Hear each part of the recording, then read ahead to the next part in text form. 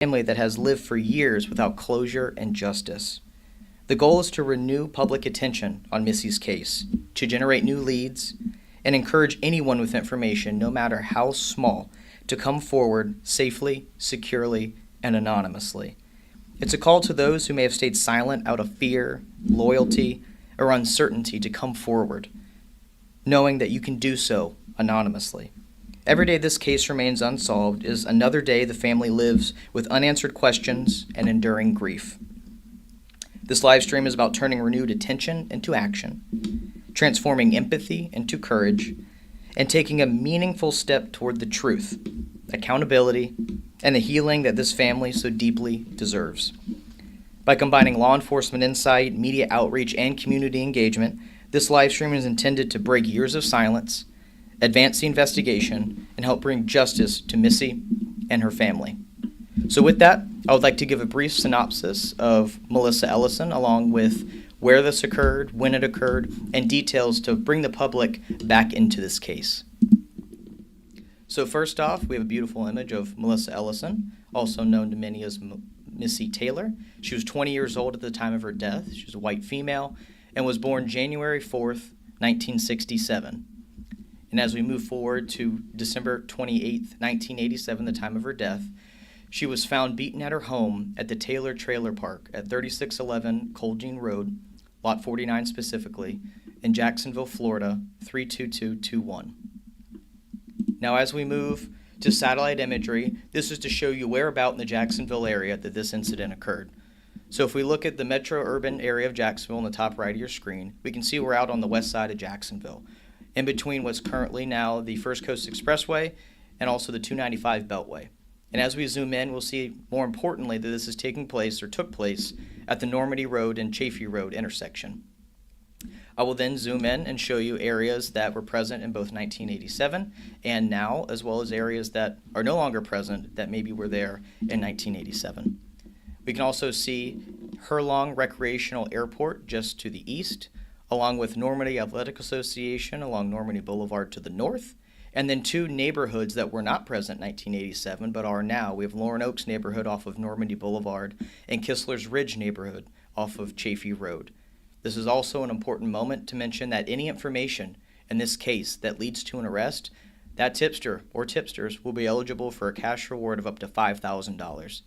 And once again, this is an important distinction that we like to make. This information must lead to an arrest, not conviction in this case.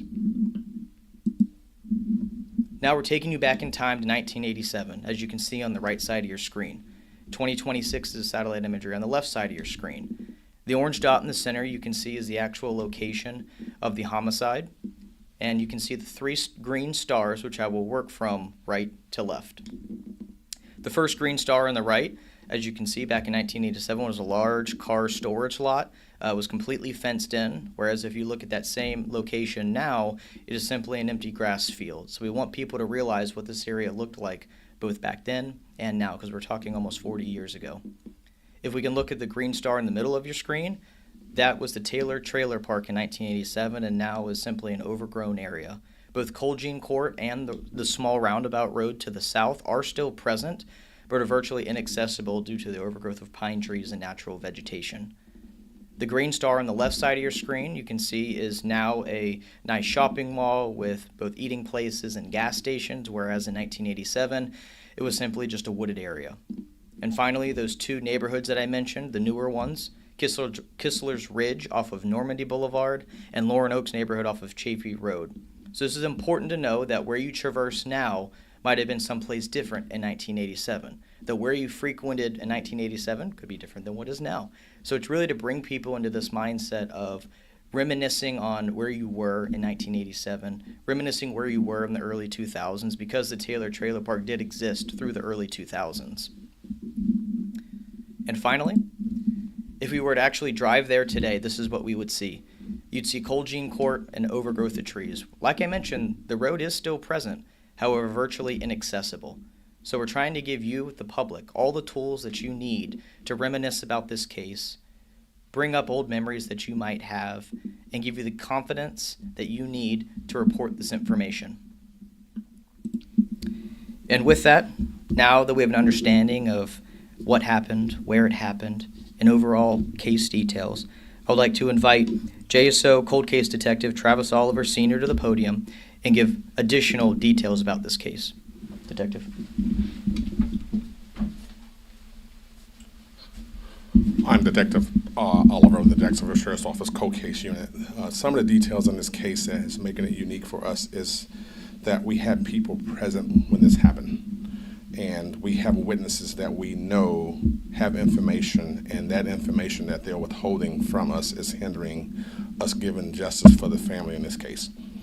We know that there are things now, people go through lifestyle changes, they go through changes in their life, and they're in a different position now than they were in 1987. So we will be still trying to reach out to those people and see if we could reach out to you and talk to you, and if you could come forward and give us the information we need. This case has been reviewed by several cold case detectives, including myself. I was just in conversation with the last detective last night and this morning. We are planning to meet again next week and have people that we will be trying to locate. It's just circumstances that surrounding the cases that didn't make sense back then and that doesn't make sense now on some of the information that we was given. Also, there's modern technology today that we did not have available to us in 1987. So one of the things we do now with these cases, we take this case now like it is happening in 2026 versus 1987, and we do everything we can to try to work this case as if it was happening right now with today's technology. So we are definitely asking the public to come out. This was a mother, this was a sister, this was a daughter. We all have mothers, we all have sisters. We're asking you to come out and do what you would do if this was your loved one. Please give us a call if you have any information that would be helpful to us. Thank you.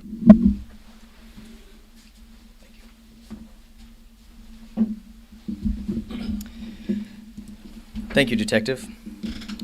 And now, we'd like to take a moment and hear from members of Missy's family. So first, I would like to invite her sister, Glenda Blandford, up to the podium, where we will then hear from her daughter, Casey Ellison, followed by her other sister, Sisty Bennett. Glenda.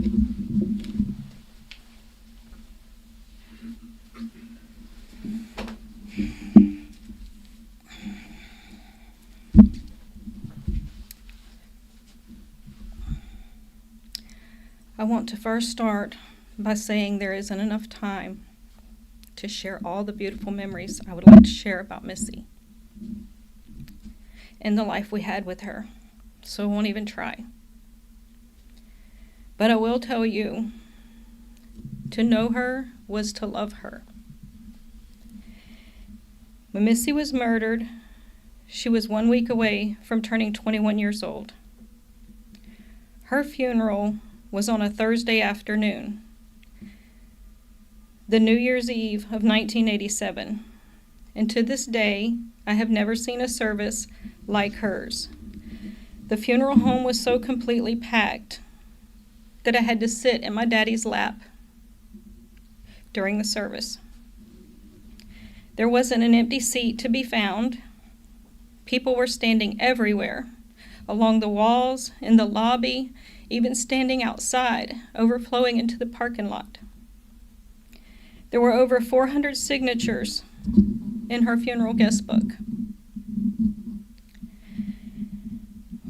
Although everyone didn't follow to the graveside, I will never forget hearing the police escorts telling my parents that there was over 3 miles of cars in procession down the interstate, following her from the funeral home on the west side to the cemetery in Orange Park.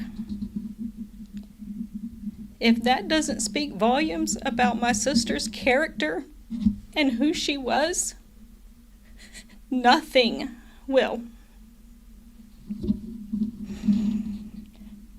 Missy had no enemies. She was the perfect daughter, the best sister, a best friend to many. She was a good mother, and she would have been a good grandma, and even a favorite aunt to so many had she been given the chance.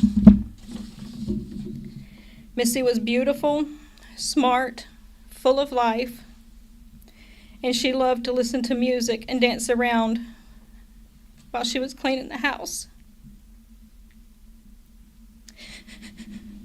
Missy's favorite artist was Prince, and her favorite songs were Purple Rain and 1999.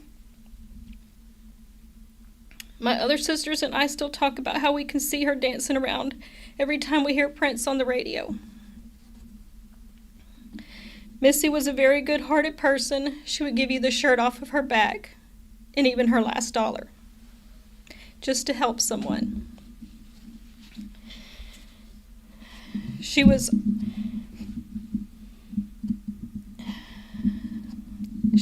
always saw the good side in people,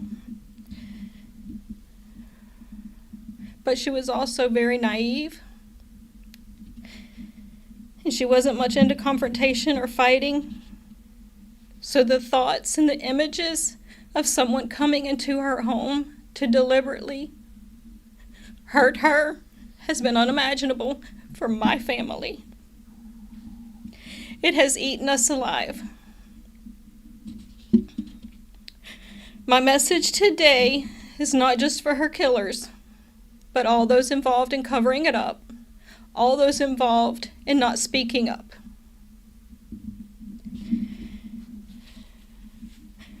I want you to know your actions have caused so much pain for my family and so much grief. I wouldn't wish this on any other family or any other person. I also want you to know that your actions caused more deaths than just Missy's alone. Missy was lucky enough to have two daddies love her throughout her whole life. And your actions caused so much pain and grief for her biological father that after 10 years of no answers and no justice for his only child, that he drank himself to death. Because of you, my grandmother also died an early death. She spent the last 26 years of her life not enjoying retirement, not really living, but instead worrying and trying to ease the pain of her grieving child, until finally it drained all the life out of her. Because of you, we watched my beautiful mother's smile diminish. We watched the light in her eyes slowly go out. Because of you, we watched my mother literally grieve herself to death. She clung to life. She clung so tightly to every ounce of hope. But after 31 years of no answers and no justice, she had no hope left in her. My mother died at 69 years old. My mother was only 38 years old when you murdered her child. 38. That means she should have been able to do a whole lot more. You took the best years of her life, too. She spent all those years fighting, pleading for answers and grieving the loss of her child. Because of you, our children, including Casey, only knew a grieving grandmother. One who stayed in bed all day. They never got to know our mother as the absolute best, most beautiful, fun-filled, and energetic mother that she was before you killed her child.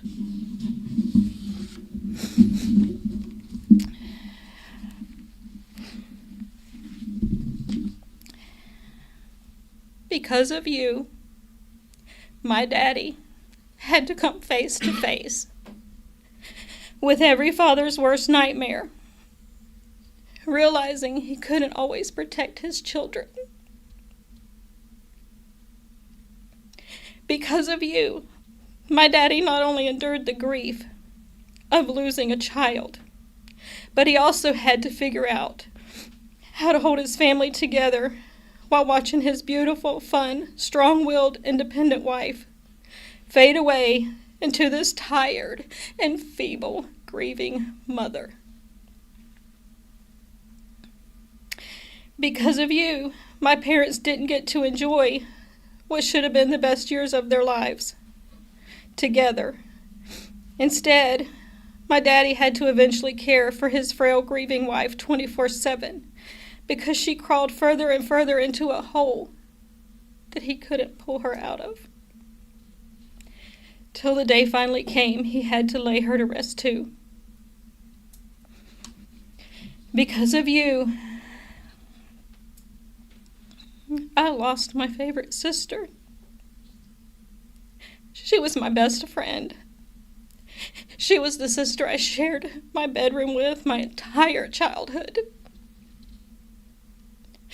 She was the one I shared all my secrets with, the one I could always count on. She was the sister who would have been there with me and my kids through all their milestones and all their childhood events, cheering them on. She was the one I could have called when I was sick, whether it was helping me clean the house or watch the kids. She would have been there. Because of you, my other siblings lost their favorite sister, their best friend, their confidant. Because of you, all of our children lost the opportunity of knowing what I'm sure would have been their favorite aunt. Because of you, Missy's daughter, Casey, had to grow up without her mother. And she doesn't know who or what my family was like before the trauma of losing her mother. And due to the anguish and uncertainty of an unsolved case, she was removed from what she knew as her safe space and the environment that she loved. And her future involvement with my family was limited. Because of you, Casey has no memories of her mother, no memories of her smell, no memories of her holding her, no memories of her brushing her hair, teaching her how to put on makeup. And she'll never have real visions of Missy dancing around to Prince. Because she was only 13 months old when you killed her mother. Because of you, Missy didn't get to help pick out her daughter's prom dress, her wedding gown, help plan her daughter's wedding, be there for any of her breakups. Like, Missy wasn't there for any of Casey's childbirths. She wasn't there to help during those long nights with sick babies, or to give advice on raising them. All the things in life that I'm sure you have taken for granted, Missy never got to do. And those are all the moments and the things that Casey has longed for the most. Because of you, Casey has lived a life full of void, a complete emptiness inside that she hasn't been able to fill with anything else in her life. An emptiness that only someone in her shoes could possibly understand. Because of you, Casey's children never got to meet their grandmother, never got to hug her, never got to look into her eyes, never saw her infectious smile. And they will never share secrets with her, and will never have great stories to tell like others do about their grandmother. Missy never got to be called grandma or even aunt. All those special moments were taken from her because of you. On December 28, 1987, the lives of my entire family were forever changed because of your actions and the decisions you made.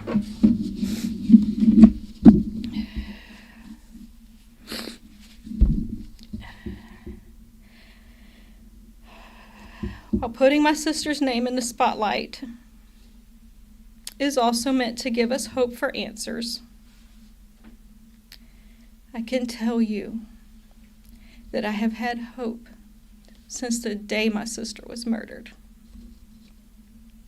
My hope is like this.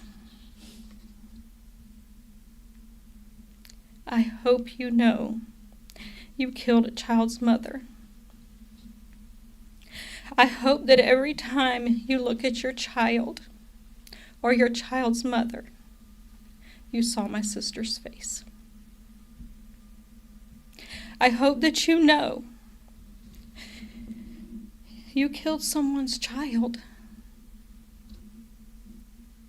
I hope that every time you have ever held your child, or every special moment you have ever had with your parents, you saw my sister's face.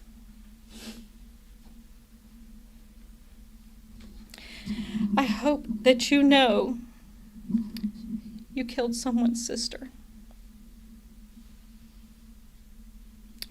And I hope that every moment you have shared, special holidays, special occasions, with a brother or sister, that you saw my sister's face.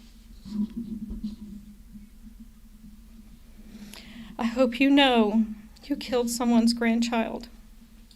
And I hope that in every moment you have ever spent with your grandparents, that you saw my sister's face. And I hope that you know you killed someone's favorite aunt. And I hope that every special moment you have ever shared with that special aunt, that you saw my sister's face.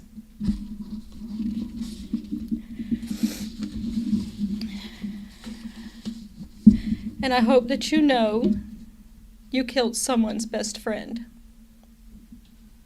I hope in every circle of friendships that you've ever had, you saw my sister's face. But above all of this, I hope that you know you killed a child of God. And I know, without a doubt, he saw you.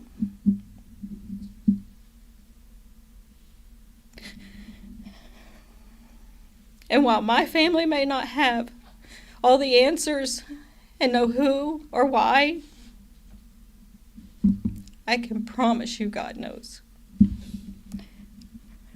I truly hope my sister's beautiful face has haunted you all every single day for the last 38 years. I hope and I pray that I get to stand in your presence one day when justice is served to you.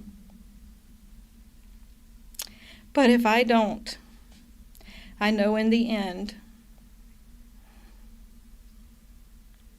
God's going to serve you all a wrath of justice in my sister's name.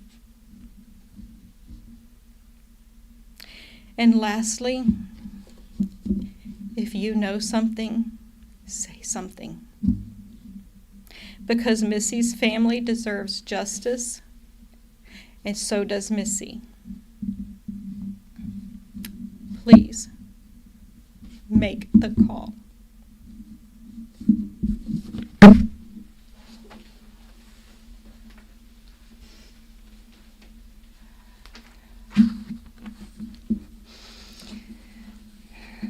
Hello, world. Thank you for giving my family and me your time and attention. My name is Casey Ellison. I am the daughter of Melissa Horowitz Taylor Ellison. She was known in this life as Missy Taylor. She was born and raised on the west side, Jacksonville, Florida, Duval County. She went to Ed White High School. She was murdered 3 days after Christmas in 1987. My mother was beat to death. She died slowly and painfully. She was stolen from our lives. She was stolen from my life. This case has now been open for 38 years. My mother was 20 years old when she was killed. She was unarmed. She was not engaged in criminal activity. She posed no threat to anyone. She died because someone chose to take her life and leave her there. She bled to death. This is not a tragedy. This is a murder. A homicide occurred. A person or persons are responsible, and no one has been held accountable. That means someone has lived for 38 years knowing exactly what happened, while our family has lived for 38 years without the truth. Someone knows who did this. Someone knows why it happened, and someone knows how it happened.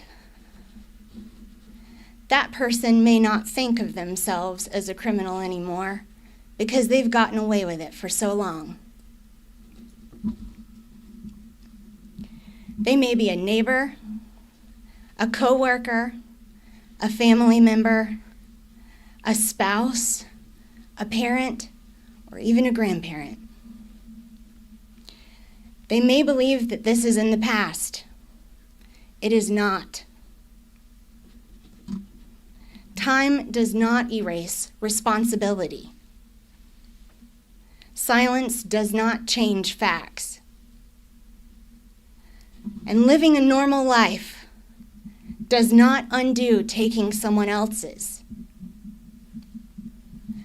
A murder occurred. It occurred here, it occurred in this community, and it remains unresolved. Time does not weaken truth. It only exposes it.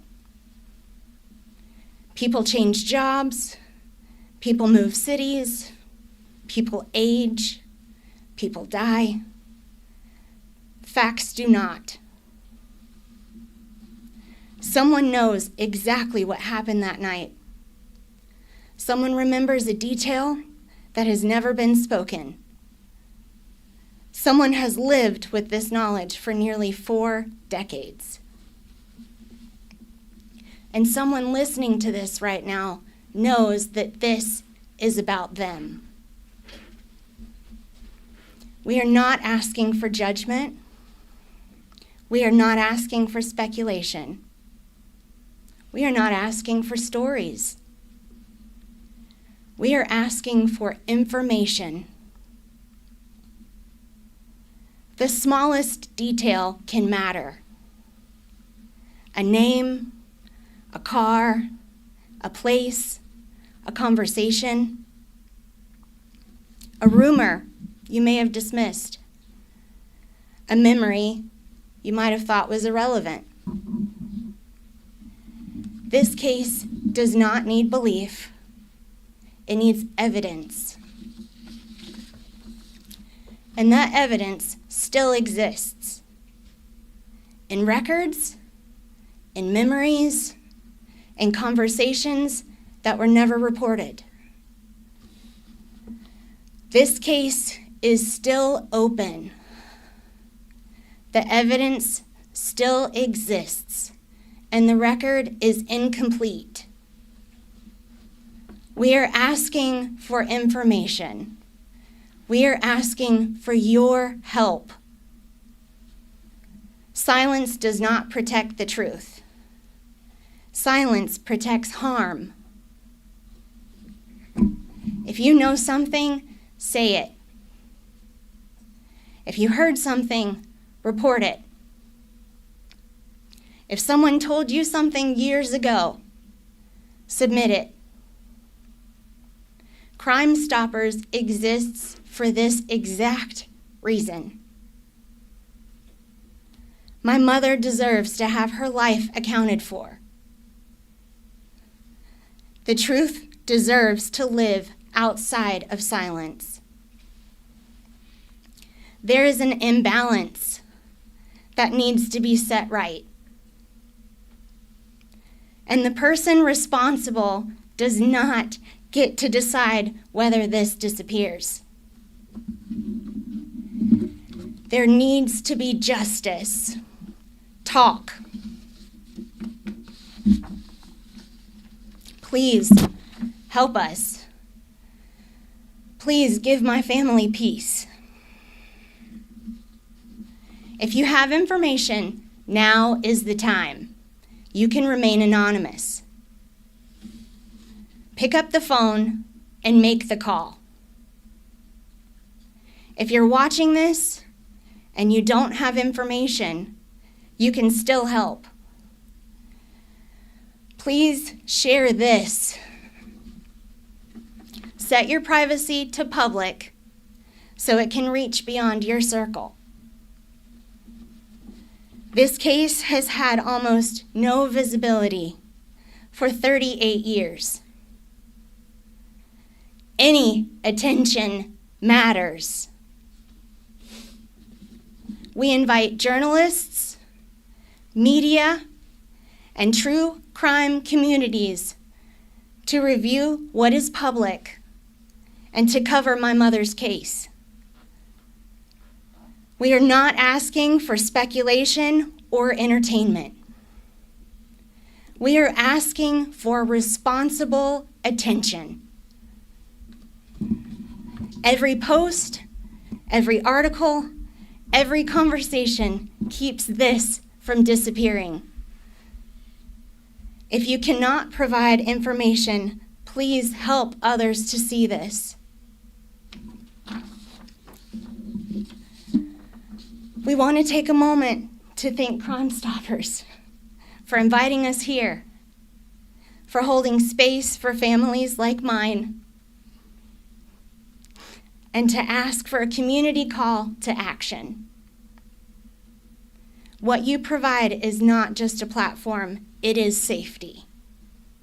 Your commitment to anonymity gives people a way to come forward without fear. And that protection is what allows truth to move when it has been held back for years. That matters more than words can fully express, and we are deeply grateful for the care, integrity, and responsibility that you bring to this work. We also want to offer our profound thank you to Ryan Backman and the entire team of Project Cold Case. Without them, we would not be here.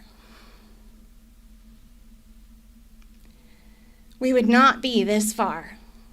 This is the most attention my mother's case has gotten in my lifetime.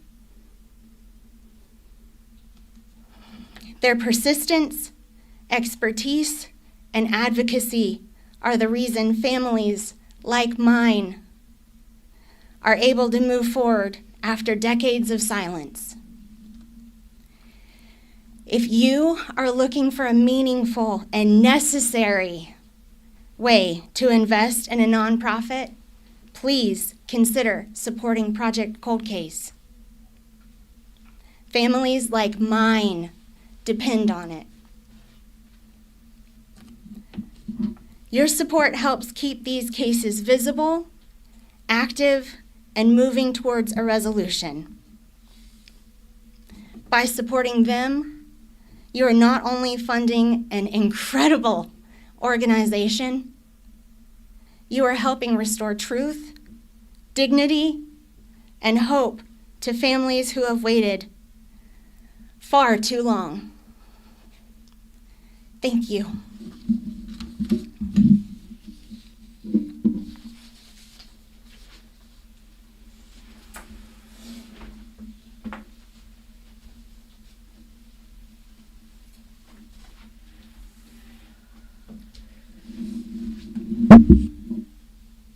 I want to start with thanking Crime Stoppers, Ryan, JSO.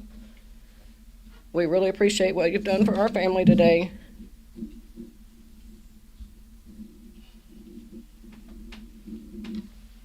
All we ask is someone come forward. I know there's someone out there, has to be someone out there that has an answer, has that piece that we're missing. Give my family the answers and Missy the justice she deserves. Glenda and Casey done a great job at explaining everything that my family's been through and continue to go through on a daily basis. If you have that information, please come forward. Give our family that piece. I know Missy would be here for me, standing in, and wouldn't give up. And if you're still out there, the person that did this to my sister, know that we won't give up. We will take every opportunity we get. I will push every opportunity that I get to keep her case active. But please, I pray that you will come forward and do the right thing. Thank you.